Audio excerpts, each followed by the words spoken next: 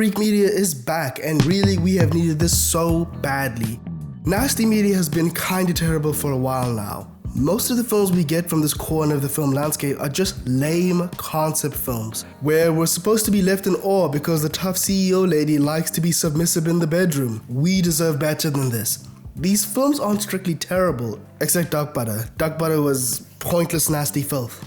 But the problem is, these films in general cling to the concept and are unable to expand upon it in any meaningful way. They treat the obligatory dog as a metaphor for submission as a profound statement, and we are just so far past this. Your grandmothers right now that old folks home are going way harder than 90% of these films. I assume this decline in freak media the last couple of years is a little bit attributable to the younger generation's weird sudden puritanical turn. But hey, the graphics cards are now $1,000, so we all have nothing to do but get around more, and Pillion is a wonderful communication of what we could be up on. And I knew this was going to be good because ever since True Blood, Alexander Skarsgård is the goat of this shit. If you ever need somebody to do some weird, nasty, freaky thing, you call this man up and you will see some peak. But to get into it, what is Pillion?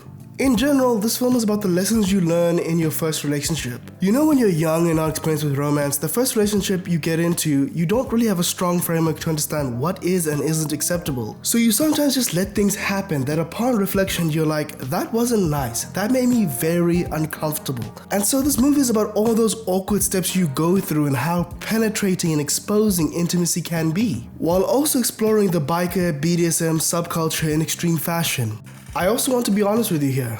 I am not a freak. I'm not into this kind of thing. Watching this was a little bit much for me. I felt like I was watching baddies on the home TV while my mother was around. The stuff in here is intense, but that's why it's still good. Too much of the time when we engage with media, we solely describe it in the terms by which we either liked it or not, and I think that's a very one-dimensional way to think of art. One of my favorite writers, Brent Weeks, has said that he wants readers of his books to throw them at the floor and then pick them up afterwards. He wants you to have a visceral experience with his work. He wants there to be tension with the things he is creating. And that's where great art comes from. Art should reflect the fact that life is multifaceted. It isn't always good to be happy. Sometimes it's good to feel sad, angry, disgusted, or anxious. These aren't negative experiences, they're real human emotions. And yes, this is basically turning into an Inside Out review, but Pillion earns that comparison because it's a genuinely powerful film that drags you into an uncompromising, distinct experience that you can't come out neutral about. I also want to be clear here,